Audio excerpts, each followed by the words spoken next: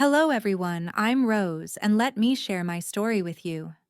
My mother in law, Sherry, wasn't always the person she is today, not the vain and shallow woman she's become. This shift happened later in her life, or at least that's what my husband Dylan believes. Growing up, Dylan and Sherry didn't live a luxurious life, and instead shared a modest existence after Dylan's father passed away when he was only 4 years old.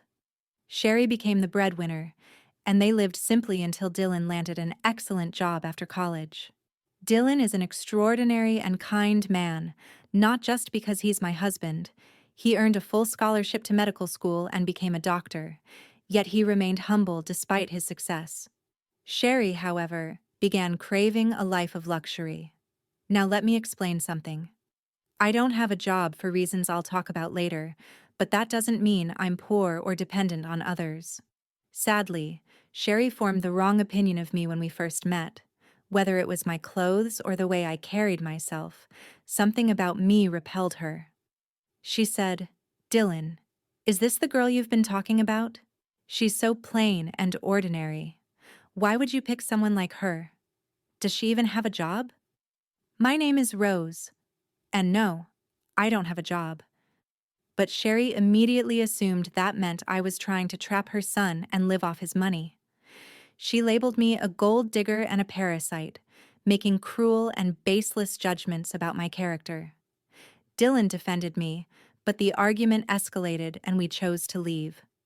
On our way home, Dylan apologized for his mother's behavior, admitting she had crossed a line, and reassured me that she no longer knew how to act like the woman she once was.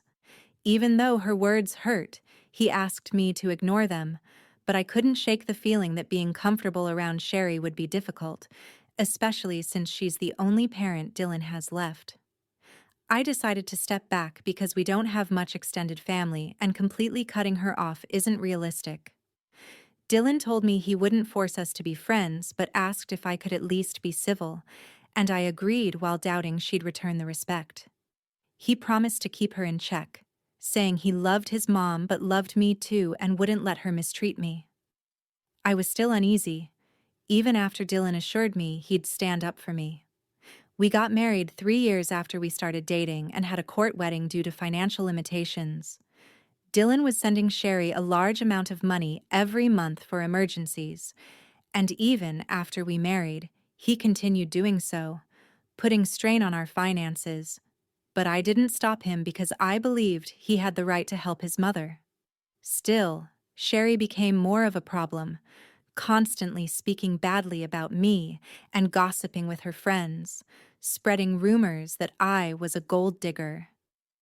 I ignored it at first, but it eventually started damaging my reputation, and despite Dylan's efforts, Sherry never treated me kindly because she believed I wasn't good enough for her son. One day, to my surprise, Dylan told me his mom wanted to invite me to a small party she was hosting. I was doubtful because of how much she disliked me, but Dylan said she promised to do better and genuinely wanted me there. It felt strange, especially given her recent financial struggles, but Dylan believed she had managed somehow. Despite my worries, I agreed to go, hoping she was trying to change, and I truly wanted us to fix our relationship and possibly become friends. Still, I had serious doubts that Sherry would ever see me differently, even though I was willing to be civil and make an effort for Dylan's sake, and it seemed she cared very little about his happiness. Despite all my doubts, I decided to attend the party and waited anxiously for Sherry to share the details. And when she texted me the next day, I assumed she was sending the invitation, but her message took an unexpected turn. She began by talking about the party at a five-star hotel that everyone had been praising, promising her friends an amazing time. She was clearly thrilled and planned to take 15 people. Curious, I asked if I was invited, especially since Dylan had assured me I was. To my shock, Sherry replied with arrogance and disdain, making it very clear that I was not invited. She emphasized the exclusivity of the event, boasting about her wealth, family status, and the so-called classiness of her friends. I was stunned and confused because Dylan genuinely believed Sherry was inviting me.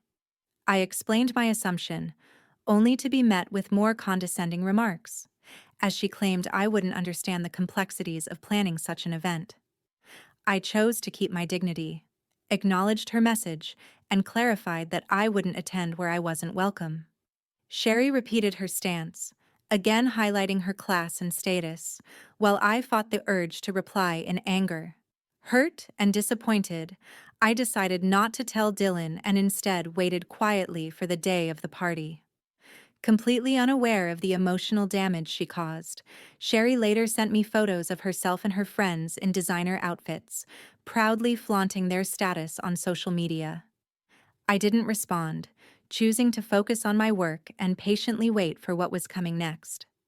About 3 hours later, I received a call from my dad, and here's my confession. My dad owns the hotel where Sherry was hosting her party, and she had no idea. 3 years earlier, I had inherited a large sum from my grandfather, which I invested in my dad's business, and now I receive a share of the profits from the hotel and other family businesses. Despite coming from a wealthy family, I prefer to keep it private, which is why Sherry knew nothing about my background or the true cost of the five-star hotel and its restaurant. Sherry and her friends ordered freely without checking the menu or prices, ending up with a massive $2,000 bill. That moment became the perfect opportunity for revenge. My dad told me that Sherry was now demanding a 50% discount, claiming she didn't have enough money, and asked for my advice because her party had been rude, entitled, and had upset the staff. I shared my frustration with him, explaining how Sherry had bragged about the party just to mock me for not being invited, and the irony wasn't lost on me since she couldn't even afford it. My dad agreed and described how badly his staff had been treated, and I suggested that Sherry and her group should wash the dishes and clean the kitchen and floors because of their insulting behavior, including her friends who had also mistreated the staff. I added that if Sherry caused trouble, he could call the police. My dad laughed, approved the idea, and even offered to send pictures. It felt like the perfect way to teach Sherry a lesson in humility and respect. An hour later, he sent me photos of Sherry and her friends washing dishes and mopping the floor. He also told me that when Sherry realized he was the owner, she looked relieved and claimed she knew the owner and would be fine, only to be stunned when he ordered her to clean the restaurant, reminding her that since she didn't consider me family, he didn't consider her family either. It was hilarious, and even though I wished I could see it in person, the pictures were more than enough. Later, Dylan came home visibly upset, and I knew Sherry had told him a twisted version of events. He confronted me about hearing that my dad had made his mom clean restaurant dishes, and I calmly explained that this was standard for us in such situations. Sherry had gone to our restaurant, run up a $2,000 bill, claimed she only had $1,000, harassed the staff, and turned the evening into a nightmare, so I believed the punishment fit. Dylan looked shocked and asked who she went with and what they ordered, and I told him she took 15 people and ordered excessively, especially the expensive items. He looked shocked because Sherry had told him she was taking only 4 people and that she had invited me, but I chose not to come. I explained that things didn't happen that way and showed him Sherry's text messages. Dylan asked to see the bills as well and wanted to read all the texts to understand everything clearly. I showed him every message and my dad sent over the bills, along with a few pictures that showed how large and extravagant Sherry's party really was. Dylan became extremely angry after seeing everything. He immediately called Sherry and asked what was going on and why she hadn't told him the full truth. Sherry claimed she had only mentioned being short on cash and insisted that I must have told my dad a different story to sabotage her. Dylan confronted her, pointing out that she had clearly excluded me and insulted me by saying I wasn't classy enough. Sherry tried to dismiss it as a harmless joke, but Dylan wasn't convinced. He questioned why she was spending thousands of dollars, money he had given her, on friends while disrespecting his wife. He called her out, saying that spending $2,000 on food and drinks was not a small matter. Sherry tried to justify herself, but Dylan made it clear he was done. He told her he had made a mistake by giving her money every time she claimed she needed it, and said he would never give her money again. Sherry panicked and begged him, saying he couldn't just stop after supporting her for so long, and that it was a one-time mistake, accusing him of overreacting. Dylan firmly told her he wasn't overreacting, that this wasn't the first time, and that if she couldn't treat his wife like family, he didn't want a relationship with her at all. He said he would not pay someone who insulted his wife and called her classless while she had sacrificed so much. With that, Dylan ended the call and blocked her number. He then apologized deeply to me for getting upset without knowing the full story, and I forgave him because he truly stood up for me. We had a serious conversation and decided together that Sherry would no longer be part of our lives for now.